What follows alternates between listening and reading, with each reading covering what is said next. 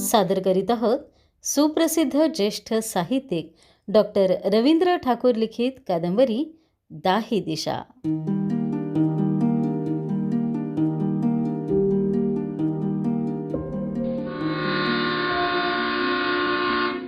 भाग 28. अपेक्षा होती तेच घडलं. 5-6 गावं हिंडूनही पुस्तकांच्या व्यवहारात म्हणावा तसा फायदा झालाच नाही. जेमतेम भाडं तोडं निघालं असेल तेवढंच. पोरांना पाठ्यपुस्तकं घेऊन द्यावी लागतात तेच खूप असताना पुन्हा गाईड कशाला, असाच पालकांचा दृष्टिकोन दिसला. शिक्षक तरी काय करणार? त्यांनी सांगून पाहिलं आणि मग त्यांचाही नाईलाज झाला. नुकतीच कुठे मोठ्या दुखण्यातून उठावीत तशी माणसं दुष्काळातून उठली होती. मुलांचं शिक्षण, त्याचं महत्त्व हे सगळं ठीकच असलं तरी त्यासाठी खर्च करायला पैसा होता कुठं? शेवटी ते सगळं ओझं पाठीवर टाकून तो परत कोळगावला आला. कोरडेला भेटून त्याचा सगळा हिशेब दिला. हॉस्टेलवर आला तर तिथं एक भयंकर बातमी त्याची वाटच पाहत होती. 4 दिवसांपूर्वी कर्डिले आणि जाधव सरांच्या बायकोचं लफडं उघडकीला आलं होतं. त्यातून वैफल्यग्रस्त झालेल्या सरांनी आत्महत्येचा प्रयत्न केला होता. झालं होतं असं की त्या दिवशी स्वतः जाधव सरांनीच त्यांना रंगेहात पकडलं होतं. बाई होतीच तशी हिकमती. कॉलेजला गेलेले सर परत केव्हा येतात याचा बरोबर अंदाज बांधून तिने विजूला दुकानात पाठवलं होतं आणि कर्डिल्याला घरात घेतलं होतं. सरांना संशय आलेला होताच. त्या दिवशी ते मुद्दामच लवकर घरी गेले आणि त्या दोघांना रेड हँडच पकडलं. बाईंनी तर म्हणे गल्लीच डोक्यावर घेतली. आम्ही बुद्धिबळ खेळत बसलो होतो, डाव रंगात आला होता म्हणून दार उघडायला उशीर झाला, असा पवित्रा तिने घेतला. कांगावाखोरपणाचा कळस म्हणजे उलट सरांवरच संशयपणाचा आरोप केला. परंतु त्या बहाण्यांनी सत्य लपणार नव्हतं. दोघांच्या अंगावरचे अस्ताव्यस्त झालेले कपडे आणि चोरट्या नजरा सगळंच स्पष्ट सांगत होत्या. कधीतरी असं काहीतरी घडणार याची अंधुकशी अटकळ अरविंदला होतीच. त्याला सरांचे भरून आलेले ते डोळे आठवले. ते डोळे जणू मूक रुदन करत होते, परंतु त्यांची वेदना कोणालाही कळाली नव्हती. बऱ्याच आधीपासून त्यांना तो संशय असावा, परंतु ते बोलून दाखवू शकले नसावेत. खरंच देखणे पण काय असतं ते सरांकडे पाहून ठरवावं. इतका कर्तबगार आणि रुबाबदार माणूस पती म्हणून लाभलेला असताना बाईंनी त्या काळतोंड्या कर्डिल्यामध्ये असं काय बरं पाहिलं असेल तेच अरविंदला कळेना. त्यातही सरांनी विष घेऊन स्वतःचं आयुष्य संपवण्याचा प्रयत्न केला हे त्याला फारच भयंकर वाटलं. काही करता काही झालं असतं तर ती कल्पनाही त्याला सहन होईना. आता सरांकडे जावं तरी कसं? त्यांच्याशी बोलावं तरी काय आणि कसं हेच त्याला सुचेना. विजूच्या कोवळ्या मनावर या सर्व गोष्टींचा किती भीषण परिणाम झाला असेल. आसपासची टार्गट पोरं तिच्याकडे कोणत्या नजरेनं पाहत असतील? त्यांना ती कसं तोंड देत असेल? जाधव सरांसारख्या देव माणसावर ही वेळ यावी याचं त्याला फार दुःख झालं. नुकतंच उमललेलं फूल प्रखर उन्हाने करपून जावं तसा एक सुखी संसार जणू करपून गेला होता. रिकाम टेकड्यांना आयताच विषय मिळाला. सगळीकडे तीच चर्चा चालायची. दुसऱ्याचं दुःख चवीने चघळायचा तो हीनपणा पाहून अरविंदला फार दुःख झालं. एवढं होऊनही कर्डिले मात्र तिथंच होता.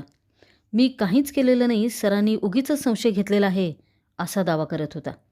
जणू खरंच काहीच झालेलं नाही अशा आविर्भावात तो सर्वत्र फिरत होता आणि मुलं मात्र त्याच्याकडं खाऊ की गिळू अशा पद्धतीने पाहत होती. शेवटी तोही दिवस उजाडला. नोकरीचा राजीनामा देऊन सर निघून गेले. ते कुठं गेले ते मात्र कळालंच नाही. कोणी म्हणालं की ते गावाकडे गेले, कोणी म्हणालं त्यांनी दुसरीकडे नोकरी धरली, तर कोणी सांगत होतं की ते बेपत्ता आहेत. खरं काय आहे आणि खोटं काय आहे ते बरेच दिवस चाललं आणि मग हळूहळू तेही शांत झालं. गेल्या वर्षी झालं नाही म्हणून यावर्षी गॅदरिंग करायचं ठरलं. त्यासाठी प्राचार्य महोदयांनीच पुढाकार घेतला. विद्या, कला, शास्त्रे यांची त्यांना भलतीच आवड. यापूर्वी पुण्याला आणि औरंगाबादला असताना त्यांनी नाटकंसुद्धा बसवली होती, परंतु या गावंढ्या गावात त्यांची ती सांस्कृतिक भूक पूर्णच होत नव्हती.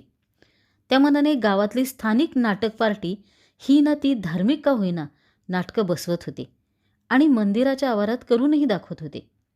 परंतु कॉलेजमध्ये मात्र काहीच होत नव्हतं. प्राध्यापकांची आणि वर्गप्रतिनिधींची बैठक बोलवून प्राचार्य महोदयांनी आपली व्यथा बोलून दाखवली. वक्तृत्व स्पर्धा, वादविवाद, व्याख्यानं वगैरे ठीक आहे, परंतु कॉलेज म्हटल्यावर गॅदरिंग हे झालंच पाहिजे.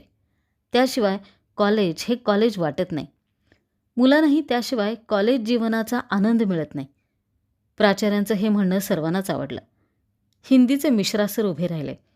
त्यांनी प्राचार्यांची सूचना उचलून धरली आणि माननीय प्राचार्य सोपवणार असतील तर गॅदरिंगची जबाबदारी आपण घेऊ असंही जाहीर करून टाकलं. मिश्रा सर होतेच तसे उत्साही आणि हरहुन्नरी. ते उत्तम गायक होते, तसे अभिनय कुशल नटही होते.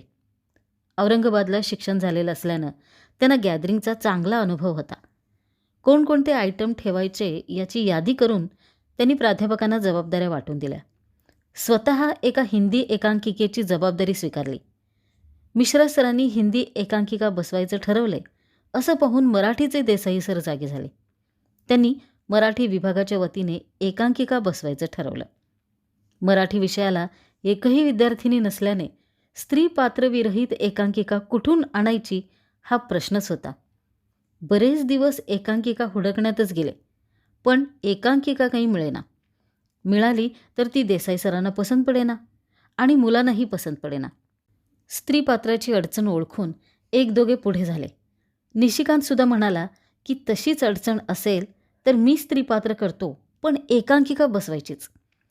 पण सरांना ती कल्पना मुळीच मान्य नव्हती. पुरुषांनी स्त्रियांची भूमिका करायचे दिवस कधीच मागे पडले आहेत असं त्यांचं म्हणणं पडलं. ते खरंच असलं तरी पाहिजे तशी एकांकिका कुठून मिळवायची हा प्रश्न होताच. शेवटी मिळाली. पाहिजे होती तशी एकांकिका सरांना मिळाली. मराठी विषयाचा एक चांगला विद्यार्थी म्हणून सरांनी अरविंदलाही एक भूमिका दिली. अरविंदने निशिकांतलाही भूमिका द्या म्हणून आग्रह धरला, पण तो पडला अर्थशास्त्राचा विद्यार्थी. पण म्हणून काय झालं, सेकंड लँग्वेज म्हणून त्याने मराठीच घेतली आहे, त्यामुळं तोही एका अर्थाने मराठीचाच विद्यार्थी आहे. अरविंदने युक्तिवाद करून पाहिला, पण सरांनी त्याचं मुळीच ऐकलं नाही. हिंदी मराठी एकांकिकेच्या आणि त्याचबरोबर इतरही आयटमच्या तालमी सुरू झाल्या. गॅदरिंग होणार म्हटल्यावर कॉलेजचं सगळं वातावरण ढवळून निघालं. तेच ते कंटाळवाणे तास, तेच ते रोजचं निस्सत्व आणि बेचव जेवण, या सगळ्या गोष्टींपासून दूर जायला काहीतरी निमित्त पाहिजेच होतं. गॅदरिंगच्या निमित्ताने ते आयतंच मिळालं. जिकडे तिकडे तीच एक चर्चा सुरू असायची. पण मुलांचं तेवढंही सुख पाहावलं तर तो मिरकुट्या कसला. एके दिवशी सकाळी मेसच्या सूचना फलकावर वेगळीच सूचना वाचायला मिळाली. मेसमधली सगळी लाकडं संपली होती. 4 दिवसात नवं इंधन मिळालं नाही तर जेवायलाच मिळणार नव्हतं. तेव्हाचं तेव्हा पाहायला येईल म्हणून विद्यार्थ्यांनी त्या सूचनेकडे पूर्ण दुर्लक्ष केलं. परंतु दुसऱ्याच दिवशी पुन्हा दुसरी सूचना लागली. मेसमध्ये जेवणाऱ्या प्रत्येक विद्यार्थ्याने जवळच्या जंगलातून किमान एक मोळी आणून द्यावी, अन्यथा त्या विद्यार्थ्याचं जेवण बंद केलं जाईल. हे काही नवीनच म्हणून विद्यार्थ्यांमध्ये धुसफूस सुरू झाली. पण बिचारे करणार तरी काय. कसं का होईना जेवण पाहिजे असेल तर मोळ्या आणायलाच पाहिजे होत्या. मोळी आणून नाही दिली म्हणून उद्याचं जेवण बंद झालं तर मिरकुट्याचं काय सांगावं. तो केव्हाही काहीही निर्णय घेतो आणि पोरांवर लादतो. मुलाने आपसात चर्चा करून गट तयार केले आणि रात्रीच ठरल्याप्रमाणे दुसऱ्या दिवशी कॉलेज संपताच सगळे दोऱ्या बिऱ्या घेऊन जंगलाकडे निघाले. अरविंद, अशोक, सुदाम, निशिकांत हेही आपला गट करून सर्वांसोबत निघाले. असं कुठं जायचं असेल तर निशिकांत अरविंदसोबतच असायचा. क्षणभरही तो अरविंदची सोबत सोडायचा नाही. जंगलात पाणी अडवा पाणी जिरवा या योजनेअंतर्गत एक बंधारा बांधण्यात आला होता. त्या बंधाऱ्यात पाण्याच्या लोंढ्याबरोबर वाहून आलेली कितीतरी झाडंझुडपं गोळा झालेली होती. इकडे तिकडे काटक्या गोळा करण्यापेक्षा तीच वाहून न्यावी आणि इंधनाचा प्रश्न मिटवावा असं ठरवण्यात आलं. कित्येक दिवस पाण्यात राहिल्याने ती कुजली असली तरी इंधन म्हणून जाळायला बरीच होती. फांदी ओढायला जाताच आधी तिची सालच हातात यायची. तशातही त्या सालींच्या ढलप्यांखाली सर्प, विंचू, खेकडे असल्या अनेक जीवाणूंच्या वसाहती नांदत होत्या. ओंडका उचकटताच सालीचा ढपला मोकळा व्हायचा आणि तिथं लपलेले जीवाणू सैरावैरा धावू लागायचे. बंधाऱ्याच्या काठ्याशी झाडाझुडपांचा मोठाच ढीग जमला. एवढं कष्टाचं काम केल्यावर घामेजल्या अंगाला थंड पाण्याचा शिडकावा हवाच. मुलांनी पटापट पाण्यात उड्या मारल्या. काहींनी लपंडाव सुरू केला तर काही एकमेकाच्या अंगावर पाणी उडवत हसू खिदळू लागले. सर्वत्र एकच कोलाहल सुरू झाला. अरविंद, अशोक, सुदाम हेही पाण्यात उतरले. थकल्या तापल्या अंगाला गार पाण्याचा स्पर्श होताच फार छान वाटलं. निशिकांत काठावर बसून पाहत होता. त्यालाही पाण्यात उतरावंसं वाटत होतं, परंतु पोहता येत नसल्याने भीती वाटत होती. तुला पोहायला शिकवतो असं सांगून अरविंदने त्याला पाण्यात उतरवलं. भीतभीत का होईना अरविंदवर विश्वास टाकून तोही उतरला आणि अरविंद सांगेल तसे हातपाय मारू लागला. थोडा वेळ पोहून झाल्यावर अरविंद विश्रांतीसाठी काठावर आला. आजूबाजूला पाहिलं तर बरेच दगड विखुरले होते. त्याने सहज म्हणून एक दगड उचकटला तर त्याच्या खालून निघालेले 2 खेकडे नांग्या उंचावत तिरके तिरके पळत सुटले. इथं आणखीही बरेच खेकडे दिसत होते. पोहायचं थांबवून त्याने खेकडे पकडायचा उद्योग सुरू केला. भिवसन नाईकने शिकवलेलं खेकडं पकडायचं तंत्र चांगलंच कामी आलं. खेकडा चावणार नाही या बेताने हळूच त्याला मागच्या बाजूने 2 बोटांच्या चिमटीत पकडायचा. कडाकडा नांग्या मोडायच्या. पोटाची डबी उचकटून त्याला चांगला धुवून काढायचा आणि तिथल्या तिथे त्याचा फडशा पाडायचा. हाच एक उपक्रम त्याने सुरू केला. अशोक आणि निशिकांत यांना बोलावून घेऊन त्यांनाही त्याने बरेच खेकडे खाऊ घातले. अरविंद कच्चे खेकडे खातोय असं पाहून इतर काही मुलं म्हणू लागली की अरे भाजून तरी खाऊया. परंतु तेवढं सगळं करत बसायला आता वेळ नव्हता. जमवलेलं इंधन घेऊन परतणं आवश्यक होतं. संध्याकाळ व्हायला आता फार अवधी उरला नव्हता. सगळी मुलं पोहून दमली होती आणि त्यांना भुकाही तशाच कडक लागल्या होत्या. परंतु या आडरानात खायला काहीच मिळणार नव्हतं. तरीही गारेगार पाणी आणि मोकळ्या रानवाऱ्याच्या स्पर्शाने त्यांच्या अंगात जणू नवा उत्साह संचारला होता. जसा ओंडका असेल त्याप्रमाणे मुलांनी ओंडके खांद्यावर घेतले आणि घोषणा सुरू केल्या. एवढी लाकडं कशाला, मिरकुट्याला जाळायला, एवढं इंधन कशाला. हसत खिदळत मेस कधी आली तेच कळालं नाही. एवढं इंधन येऊन पडलेलं पाहून मिरकुटे एकदम खुश झाला. पण तसं न दाखवता त्याने आता हे एवढाले ओंडके फोडणार कोण, शिवाय ते वाळणार कधी आणि जळणार कधी असली कुरकुर सुरू केली. तो त्याच्या सवयीप्रमाणे कुरकुर करणार हे मुलांना माहीत होतंच. दिवसभराच्या परिश्रमानं मुलं इतकी थकली होती की त्यांना आता कोणाच्या कौतुकाच्या शब्दाऐवजी भाकरीची फार गरज होती. संध्याकाळी पाण्यासारख्या पातळ पिठल्यात मिलोच्या लाल काळ्या भाकरी कुस्करतानाच प्रत्येकाच्या डोळ्यावर कधी नव्हे एवढा झोपेचा तवंग तरळू लागला. अंगात झोपेचं वारं घेऊनच पोरांनी पथाऱ्या पसरल्या आणि मेल्यासारखं अंग टाकून दिलं. गॅदरिंग जवळ येत चाललं तसतसं ते मिश्रा सरांच्या अंगात अधिकाधिक संचारात निघालं. देसाई सरांनीही तालमींचा धडाका सुरू केला. मिश्रा सरांच्या हिंदी एकांकिकेपेक्षा आपली मराठी एकांकिका सरस झाली पाहिजे या जिद्दीने ते कामाला लागले होते. परंतु त्यांचीही ईर्ष्या कलाकार मुलांच्या जीवावर उठली होती. तालमीसाठी रात्र जागरण आणि अभ्यासाला मात्र रामराम हे सगळं अवघडच जाणार होतं. असं केल्याने गॅदरिंग चांगलं होणार असलं तरी विद्यार्थ्यांची मात्र वाटच लागणार होती. पण आता पाय मागे घेणं अशक्य होतं. तशातच मिश्रा सरांनी कॉमर्सची एक मुलगी त्यांच्या एकांकिकेसाठी मिळवली. तिचं काम होतं थोडंसंच, पण त्यांना काय, प्रसिद्धी मिळवायला तेवढंच निमित्त पुरेसं होतं. त्यामुळे झालं असं की देसाई सर आणखीच जिद्दीला पेटले. रात्र मुलांना राबवू लागले. कुठं काही थोडंसं जरी चुकलं तरी ताडताड बोलू लागले. मनाविरुद्ध घडतात चिडचिड करू लागले. अशोक आणि निशिकांत रोज तालमीला येत. सुरुवातीला आवड म्हणून ठीक होतं, परंतु आपल्यामुळं त्यांचा अभ्यास बुडतो याचं अरविंदलाच वाईट वाटायचं. भाग 29. गॅदरिंग 8 दिवसांवर आलं आणि एके दिवशी भाऊंचं पत्र येऊन धडकलं. बदली झाली होती. या गावात येऊन 1-1.5 वर्षही झालं नसेल तोच पुन्हा ही बदली झाली होती. नव्या ठिकाणी शक्य तेवढ्या लवकर रुजू होणं आवश्यक होतं. नव्या गावी ना कुठली खानावळ होती ना कुठलं हॉटेल. तशातच त्यांची प्रकृतीही ठीक नव्हती. त्यामुळे एकट्यानं तिथं जाऊन राहणं आणि 4-8 दिवस हाताने करून खाणं हेही शक्य नव्हतं. एकंदरीत सगळं चंबूगव्हाळं आणि कुटुंब कबिला सोबत घेऊनच निघावं लागणार होतं. त्यातही अंतर बरंच असल्याने बैलगाड्या पोचायला निदान 2 दिवस तरी लागणार होते. लहान भावंडं तर लहानच होती. त्यांच्यावर कुठलीच जबाबदारी सोपवणं शक्य नव्हतं. उलट त्यांनाच हाताला धरून सांभाळून न्यावं लागणार होतं. अशावेळी जबाबदारी टाळून चालणार नव्हतं. शेवटी हे पत्र तार समजून निघू नये असं म्हणून भाऊनी पत्र संपवलं होतं. त्याने पुन्हा ते पत्र वाचलं. अशोक आणि निशिकांत यांनाही वाचायला दिलं.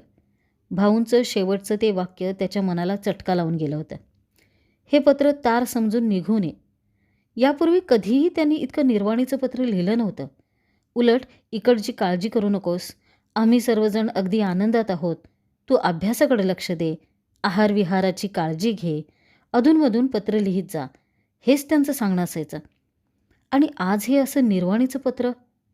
त्या गावंढ्या गावात तार करायची सोय असती तर त्यांनी कदाचित तारच केली असती, परंतु ते शक्य नव्हतं, म्हणूनच त्यांनी हे पत्र लिहिले. आत्ताच निघालो तर? अरविंदच्या मनात विचार चमकून गेला. संध्याकाळपर्यंत सहजच घरी पोचेन.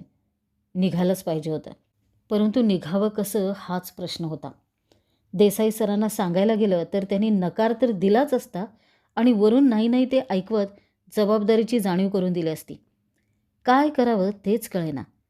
अडचणीच्या वेळी धावून येणार नाही तो निशिकांत कसला. अरविंदची परेशानी ओळखून तो म्हणाला, गॅदरिंगला अजून 8 दिवस आहेत. तू काय 2 दिवसात परत येशील. तशीच अडचण आली तर तुझी भूमिका मी करीन, काही काळजी करू नकोस. रोज रोज ऐकून तुझे सगळे संवाद मला पाठ झालेले आहेत. हो, पण त्या देसाईला पटलं पाहिजे ना. अभिनयाचं कारण पुढं करून त्याने तुला नकार दिला तर दिला. तू दुसरा मुलगा शोधेल, पण तू जा. इकडचा आम्ही निस्तरतो. काय रे अशोक? पण तुम्ही त्याला काय सांगाल? ते आमचं आम्ही पाहतो. तू जा. त्याचे बाकीचे नट किती कसलेले आहे ते दिसतंच आहे आम्हाला. निशिकांतला दुजोरा देत अशोक म्हणाला, तू जा. इकडची काळजी करू नकोस. आम्ही देसाईला भेटून काय सांगायचं ते सांगतो. तू 2 दिवसात परत ये म्हणजे झालं. मित्रांच्या त्या आश्वासनाचा अरविंदला खूप आधार वाटू लागला. चटकन पिशवी भरून त्याने स्टँड गाठलं आणि 4 ठिकाणी गाड्या बदलत संध्याकाळपर्यंत तो घरी येऊन पोचला. पाहिलं तर अंगणात 2 बैलगाड्या उभ्या होत्या आणि त्यात सामान भरायचं काम चाललं होतं. अरविंद गोंधळलाच. एकट्याच्या जीवावर भाऊंनी ती स्थलांतराची तयारी चालवली होती की काय? पण तसं नव्हतं. त्यांचे सहकारी बडगुजर गुरुजी त्यांना मदत करणार होते. प्रकृती ठीक नसली तरी स्वतः भाऊ बैलगाड्यांसोबत जाणार होते, तर आई आणि मुलांना घेऊन गुरुजी रेल्वेने पुढे जाणार होते.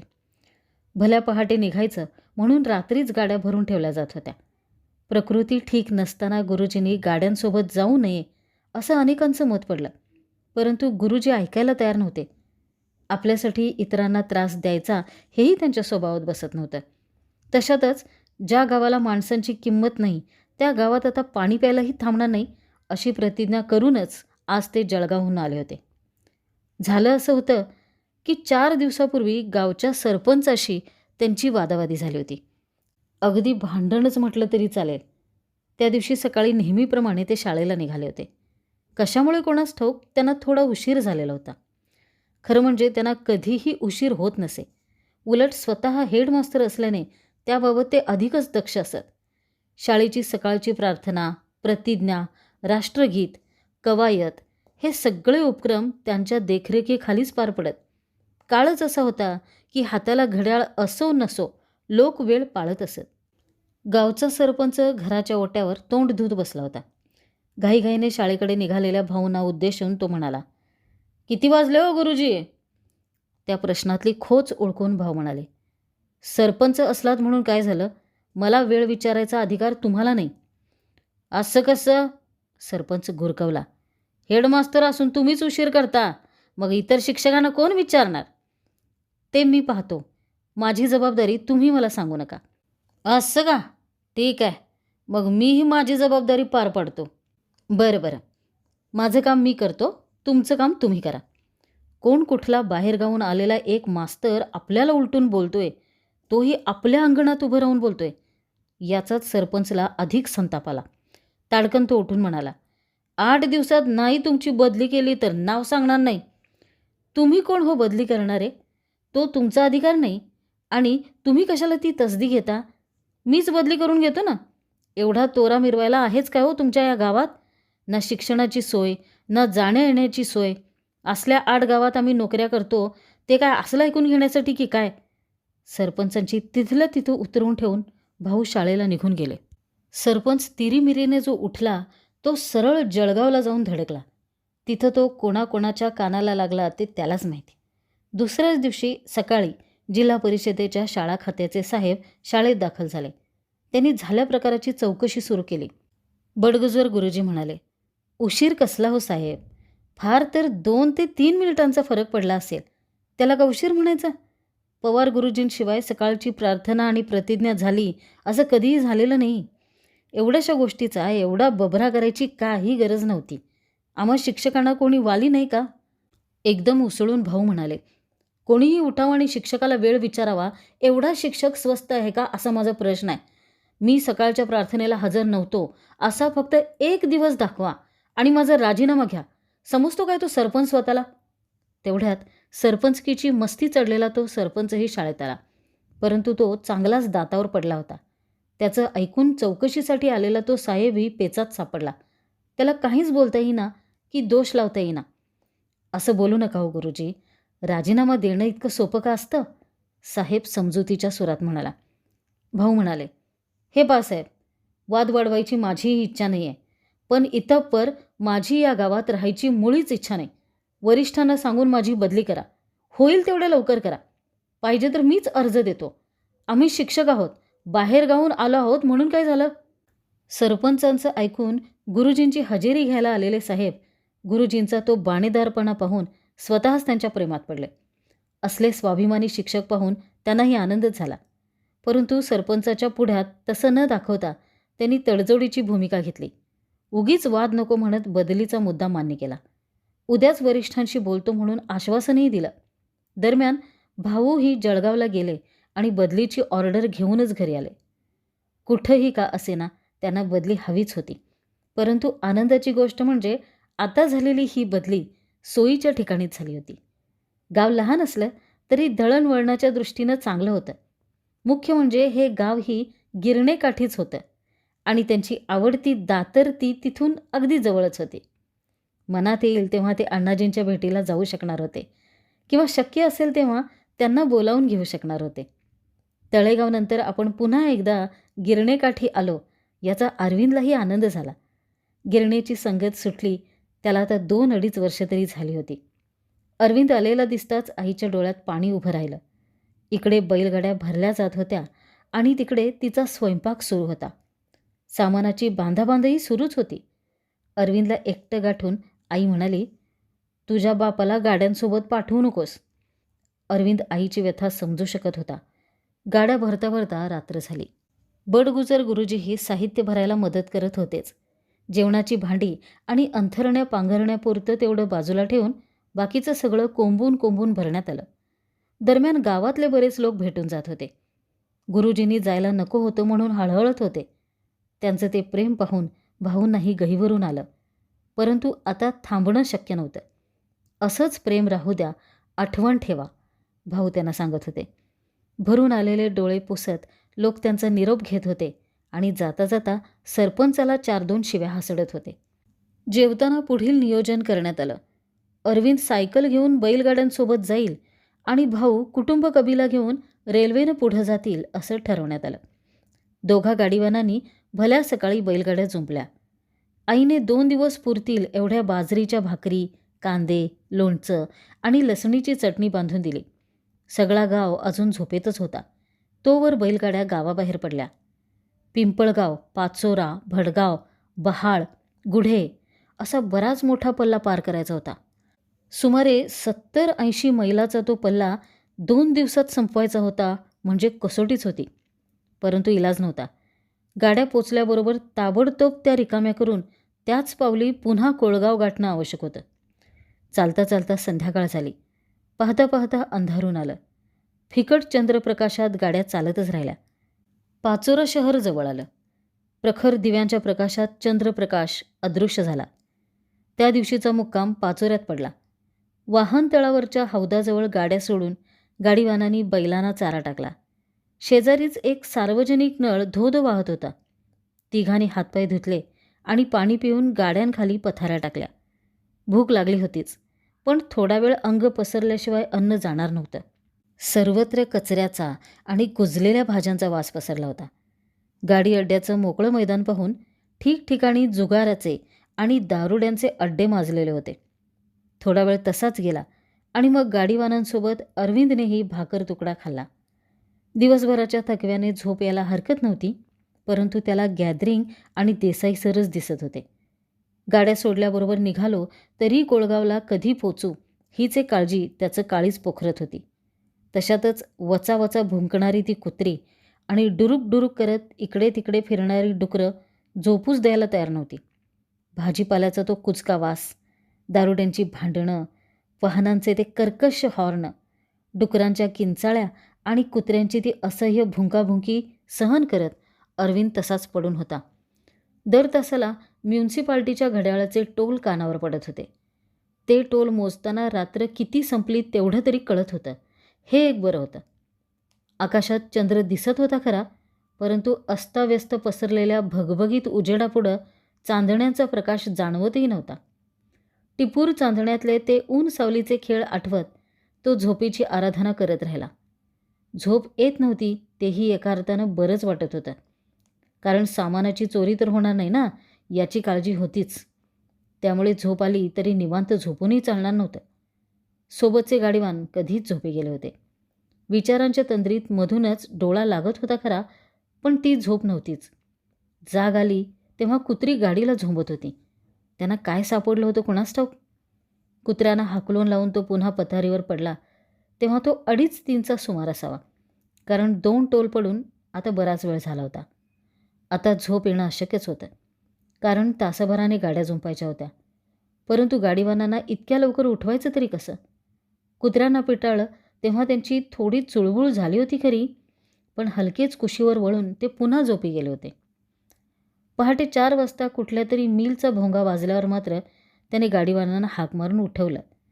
त्यांनीही ताबडतोब तोंड धुतली. तिथंच थोडंसं बाजूला जाऊन प्रातःविधी उरकले आणि चटक्याने गाड्या झुंपल्या. आजही पुन्हा तेवढाच पल्ला गाठायचा होता. कितीही रात्र झाली तरी चालेल या इराद्याने ते निघाले. भडगाव सोडल्यावर दुपारी एका विहिरीवर बैलगाड्या सुटल्या तेवढ्याच. बैलांचं चारापाणी झालं. तेवढ्या वेळात त्यांनीही भाकरी खाऊन घेतल्या आणि पुन्हा टाकोटाक निघाले. पायडल मारून पायाचे तुकडे पडायला आले होते, परंतु थांबून चालणार नव्हतं. आज संध्याकाळी मुक्काम गाठण्याशिवाय पर्याय नव्हता. सोबत आणलेल्या भाकरी दुपारीच संपल्या होत्या. आजही पुन्हा तशीच संध्याकाळ झाली.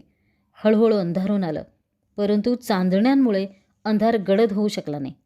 काही का असेना त्या फिकट चंद्रप्रकाशातला तो प्रवास काहीसा सुखकरच वाटत होता. बैलांच्या गळ्यातील घुंगरांचा आणि गाड्यांच्या चाकांचा कचर कचर आवाज सोडला तर आजूबाजूचं सगळं शिवार शांत शांत झालं होतं. कुठं कुठं झाडांवर पाखरांची चटरपटर ऐकू येत होती तेवढीच. गाव जवळ आला तेव्हा 10-10:30 तरी निश्चितच झाले असावेत. भाऊ रस्त्यावर उभे राहून गाड्यांची वाटच पाहत होते. घरी आईनं स्वयंपाक तयार ठेवला होता. गाड्या गावात शिरल्या तेव्हा सर्वत्र सामसूम झालेली होती. शेजारपाजारची 4 माणसं सोडली तर कोणी गाड्यांकडे फिरकलंसुद्धा नाही. जेवण झाल्यावर लगेच सामान उतरायला सुरुवात झाली. गाडीवान वेगात कामाला लागले. प्रकृती ठीक नसतानाही स्वतः भाऊ सामानाची उचलपटक करत होते. गाड्या खाली झाल्यावर बूड टेकतं न टेकतं तोच गाडीवान म्हणाले, "गुरुजी, आम्ही निघतो. चांदणी रात्र आहे, रस्ता चांगला कटून जाईल." त्यांची ती उतावळी पाहून भाऊनीही त्यांना जास्त आग्रह केला नाही. त्यांचं जे काय ठरलं होतं ते भाडं घेऊन ते निघून गेले. तेवढ्या रात्री अंथरुणावर पडताच अरविंद चटका लागल्यासारखा पुन्हा उठून बसला. त्याला काहीतरी सांगायचं होतं, परंतु आताच कसं सांगायचं हाही प्रश्नच होता. त्यापेक्षा सकाळी सांगावं असंही त्याला वाटून गेलं. क्षणात वाटलं की आत्ताच सांगितलं तर तेही मनाची तयारी ठेवतील. अंदाज घेत तो म्हणाला, भाऊ, तुम्हाला बरं वाटत असेल तर मी उद्या सकाळी निघू का? जाणं गरजेचं होतं." त्याने सांगितलेला सगळा वृत्तांत ऐकून भाऊ म्हणाले, "तू जा, आता काही अडचण नाही. मला काय झालं आहे, थोडासा फ्लू आहे ना, जाईल निघून. तुला एक सांगतो, भरपूर शिक, कुठलीही नोकरी कर, पण प्राथमिक शिक्षक तेवढा होऊ नकोस." शब्दाशब्दामधून त्यांच्या मनातला असंतोष व्यक्त होत होता. त्यांचे ते शब्द त्याला पुन्हा एकदा आठवले. कोळगावला जातानाही त्यांनी हीच अपेक्षा व्यक्त केली होती. ते म्हणाले होते, "मी शिक्षक आहे म्हणून माझ्या मुलाने शिक्षक होऊ नये, तर माझ्यापेक्षा अधिक शिक्षण घ्यावं आणि माझ्याही पुढं जावं." त्यामुळेच तर जवळपास निश्चित झालेला D.Ed कॉलेजचा प्रवेश रद्द करून तो कोळगावला गेला होता. रात्री झोपेत काय आणि प्रवासात काय, तिकडे काय झालं असेल हीच चिंता मनाला जाळत होती. पण जे काही झालं असेल त्याला तोंड देणं तर भागच होतं. हॉस्टेलवर पोचताच सर्व उलगडा झाला. त्या दिवशी संध्याकाळी निशिकांत आणि अशोक देसाई सरांना भेटायला गेले तर ते भलतेच भडकले होते. साली गॅदरिंग गेली झन्नमध्ये, प्राचार्यांकडे तक्रार करून त्याला रस्टिकेटच करतो म्हणाले. निशिकांतनं सांगितलं, सर त्याला जाणं भाग पडलं म्हणूनच तो गेला. खरं तो गेलाही नसता, पण आम्हीच त्याला पाठवलं. तो 2 दिवसात आला नाही तर जरूर तक्रार करा. तो येणार म्हणजे येणार, तुम्ही काळजीच करू नका. त्याची तयारी चांगली झालेली आहे. ऐनवेळी जरी त्याला स्टेजवर उभा केला तरीही तो एकही शब्द चुकणार नाही. तुम्हाला पटत नसेल तर मी त्याची भूमिका करतो. त्याचा प्रत्येक संवाद मला पाठ आहे. अशोकनेही त्यांना तेच आश्वासन दिलं. तो येईपर्यंत त्याचे डायलॉग मी वाचतो, तालमी सुरू ठेवा असंही सांगितलं. त्यावर ते म्हणाले, गॅदरिंग म्हणजे काय जोक वाटला की काय त्याला? तशी तयारी बऱ्यापैकी झालीच आहे म्हणा, पण अजूनही थोडी प्रॅक्टिस व्हायला पाहिजे होती. नाहीतर प्रॉम्प्टिंगवर मारून न्यायची वेळ येते, माहिती आहे? माहिती आहे सर, माहिती आहे. त्याची तयारी आम्हाला माहिती आहे. म्हणूनच तर आम्ही रिक्वेस्ट करायला आलो, निशिकांतने सांगितलं होतं. अरे पण मला सांगून तरी जायचं. देसाई सर अजूनही शांत झालेच नव्हते. पण मग सर तुम्ही परवानगी दिली असती का? निशिकांतच्या त्या प्रश्नावर सर हसले आणि तो विषय तिथंच संपला. तो विषय त्या दिवशी तिथंच संपला असला तरी सरांचा राग आज बरसणार हे अरविंदला माहिती होतं. परंतु तो संध्याकाळी तालमीत गेला तेव्हा उलटंच घडलं. देसाई सर तर त्याच्याकडे पाहायलाही तयार नव्हते की बोलायलाही तयार नव्हते. तशीच तालीम संपली. दुसऱ्या दिवशीही तेच घडलं. हळूहळू त्यांचा राग गेला. ते पहिल्यासारखे बोलू लागले. सर्वांच्या उत्सुकतेचा विषय ठरलेली गॅदरिंग आली आणि गेली. आता अभ्यासाचे दिवस समोर आले. विद्यार्थी रात्र जागू लागले. रेक्टर महोदय रात्री अपरात्री येऊन मुलं काय करत आहेत ते पाहून जात. परीक्षा जवळ आल्या आणि त्याही पार पडल्या. मुलं सुटीची वाटच पाहत होती. केव्हा एकदा या कैदखान्यातून सुटतो असं होऊन गेलं होतं. अरविंदला तर कधी एकदा घरी जातो आणि आपल्या गिरणेच्या वाळवंटात लोळतो असं झालं होतं. अनेक दिवसांनी नदीत पोहण्याची इच्छाही पूर्ण होणार होती. परंतु या दिवसात नदीला पाणी असेल का हाही विचार मनाला कुरतडत होताच. सामानाच्या गाड्या सोडून आला तेव्हापासून तो या नव्या गावाला गेलाच नव्हता. त्या दिवशी सकाळी गाव सोडलं तेव्हा त्याने मोठ्या उत्सुकतेनं नदीकडे पाहिलं होतं. नदीच्या विस्तीर्ण पात्रातून एक अगदी क्षीण झालेली धार वाहताना दिसली होती. हिवाळ्याच्या दिवसात ती अवस्था होती तर आता या उन्हाळ्याच्या दिवसात काय झालं असेल? ती क्षीणशी धार तरी अस्तित्वात असेल?